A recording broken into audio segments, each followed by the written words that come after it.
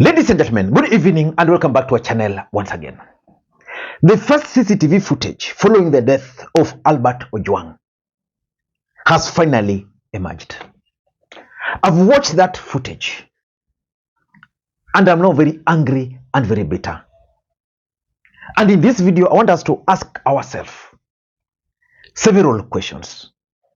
But first of all, I want you to watch that clip. It was prepared by Citizen TV.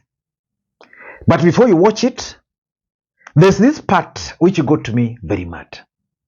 And for me, the answer to that CCTV lies in this part. From that part, you can clearly see police vehicle coming in and they are parking there. Just observe. And even the style they parked was clearly suspect, right at the corner. If the police were sincere that they were in emergency, that vehicle would have stopped where? At the emergency entrance. But they were here. And then you see three of them leaving.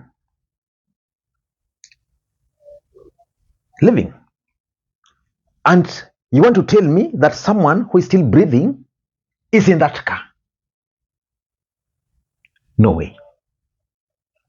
Ladies and gentlemen, Albert Ojwang was brought to this hospital when he was already dead. And for me, this video is going to reveal a lot, because we can now trace back from the time they arrived here to the time they left. I'm 100% sure that several CCTVs around Mbagathi all the way to Central Police Station, around that time, I'm 100% sure that Kenyans are now trying to review those footages and they'll be able to know. I want you to watch this clip because I want to ask several questions after it. Na mtazamaji, runinga ya Citizen imepata picha za kipekee ambazo zinaonyesha namna maafisa wa polisi waliomfikisha marehemu Albert Ojwang katika hospitali ya Mbagathi hawakuwa na haraka, licha ya madai ya polisi kuwa aliondoka kituo cha Central akiwa na majeraha yaliyohitaji huduma za dharura. Kanda hiyo imethibitisha polisi walichukua zaidi ya dakika 20 kumpeleka katika chumba cha dharura ambako wauguzi walithibitisha tayari alikuwa amefariki kabla ya kufikishwa hospitalini. Gatete Njoroge na taarifa hiyo. Kanda hii ya CCTV katika hospitali ya Mbagathi inapata gari la polisi likiingia ndani ya hospitali polepole saa 7:35 usiku wa manane tarehe 8 mwezi huu. Maafisa watatu wa polisi wakikaa mbele ya gari wakishuka. Wawili wanasimama kando na kuanza kujadiliana na kuondoka kwa mwendo wa aste wakifuatwa na mwenzao. Nyuma ya gari hilo, marehemu Albert Ojwang anasalia bila ya kuangaliwa na yeyote. Shughuli iliyopaswa kuwa ya dharura ikionekana kujikokota licha ya maafisa hao kufikisha Ojwang waliyedai alikuwa na majeraha mabaya. Picha za ndani zinawaonyesha maafisa hao wakienda kuzungumza na wauguzi ndani ya hospitali. Dakika 2 baadaye wanaondoka nje ambako CCTV inanakili wakizungumza na simu. Wanarudi tena ndani na kuondoka nje tena. Wakati huu wote mmoja wa maafisa hao akizungumza kwenye simu. Baada ya dakika 10 hivi, mwendo wa saa 7:46 usiku huo, maafisa hao watatu wanaonekana wakitoka ndani ya hospitali na machele ya kumbeba Ojwang. Kwa dakika zingine 10 wanajitayarisha kumuondoa Ojwang ndani ya gari la polisi, wakiitisha usaidizi wa mlinzi wa hospitali. Takriban dakika 24 baada ya kufikishwa, ndipo anaingizwa ndani ya hospitali. Hapa wanampeleka sehemu ya wagonjwa wa dharura ambako kwa dakika 10 walisalia ndani.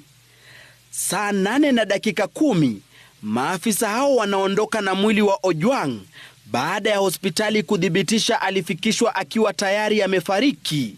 Mwendo wa saa 8 na dakika 15 usiku wa manane, gari la polisi linaondoka hospitali ya Mbagathi ikiwa imebeba mwili wa Ojwang. Kanda hii ikiwiana na ripoti ya hospitali ya Mbagathi iliyosema Ojwang akifikishwa alikuwa tayari amefariki, kwani alikuwa na majeraha mabaya na mwili ulikuwa baridi. Kanda pia imedhibitisha, kando na polisi kusema alipelekwa hospitalini saa 7 na dakika 39, marehemu Ojwang aliwasili saa 7 na dakika 35 na kupelekwa ndani ya hospitali zaidi ya dakika 24 baadaye. Matukio yanayoibua maswali chungu nzima na kudhihirisha wazi huenda Ojwang alifariki mikononi mwa polisi katika kituo cha Central. Ladies and gentlemen, yesterday I did a video on this platform about an article which appeared in the Star newspaper. And for those who paid very close attention to what I was saying, I suspected that that story was actually planted there by NIS. I don't know who has released this CCTV footage, but one thing is very clear, that Mbagathi Hospital are trying to exonerate themselves from any attempt of cover-up. Because we know Kenyans, they might even boycott Mbagathi Hospital if they participated in that cover-up. And it's good for them. But I want to ask some few questions regarding that clip. But before I do it, for those who are watching this channel for the first time, please take a second or two, click the subscribe button so that next time we produce a video like this, YouTube will automatically notify you. And to the subscribers, I want to continue thanking you guys for your continued support. Because without that support, this channel cannot be where it is. Ladies and gentlemen, without any further ado, allow me to dive in. And I want to go straight to my first question. Who are these 3 police officers captured in Mbagathi Hospital? Who are they? Because we know that according to the story, which is in the public domain anyway, Albert was picked from Homa Bay. He was driven all the way to Nairobi. He was booked at Central Police Station. Then, in the morning around 7 a.m., OB there reported that the guy had passed on. Remember, in Mbagathi, we are talking of 2. Yeah? So who are these 3 individuals? Because at some point, it's also alleged that between the time he was booked in Central Police Station and the time he was found dead, sometime here, he was taken to Karura. So the question is, who are these 3 police officers? Their identity. That's the first question. The second question, we know the government is trying to arrest the suspects. So far, 2 individuals, police officers, James Mukwana and OCS Talam, have been arrested. But in that car, we are seeing 3 police officers. Talam is saying when this thing happened, he was not there. Mukwana was out of duty, but they've been arrested. But we have 3 individuals who took him to Mbagathi. They have not been arrested. Why? Why have they not been arrested? I'm not so sure whether they've written their statements. But for me, prime suspects are normally very simple to get. Langat probably would have been the first, but is out. Then if you're looking for other suspects, then we need to know from these three individuals. Yeah. My third question: what do they know about the death of Ojwang? These three individuals will be able to tell Kenyans that for them, they took Ojwang from Central Police Station when he was alive. Along the way, he passed on. And they should be able to explain to Kenyans why it took them a lot of time from the time they arrived at Mbagathi to the time they went there, because these are police officers. They handle such cases most of the time, rushing people to hospitals. And the truth is, being police officers with the patient, you'd have expected even Mbagathi Hospital to help them very fast, but they had to seek for the support or for the assistance of a security guard. Begs the question, what do they know about the death?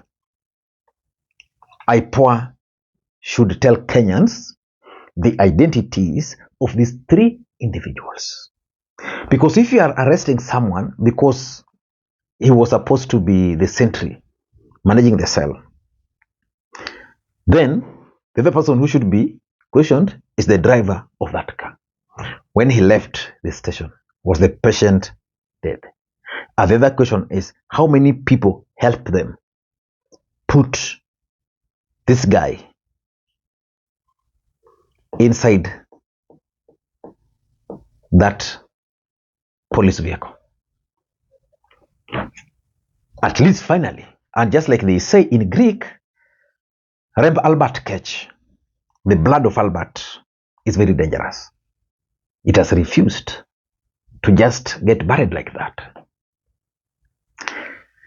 The fourth question, which is very, very important: why did they settle on Mbagathi Hospital? Why? Why Mbagathi Hospital? Maybe because it was nearer? Or was it part of attempts to cover up that, we took this person to this hospital, he died while there, not in the station? Clearly, Mbagathi refused to play balls. But why do you think they decided? Because these are police officers. Why do you think, at what point did they decide, and who helped them to decide that mpelekeni Mbagathi? My last question: these officers, the three of them, were clearly in consultation with someone up. At least when they left, you could see one of them talking. Safaricom and Denise should be able to tell us the person they were talking to, because you only need to know the identity of the three.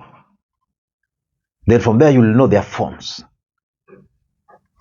Then at that point, it will be possible to know the person they were talking to, because one of them was constantly on phone. Who was he talking to? Who was he consulting?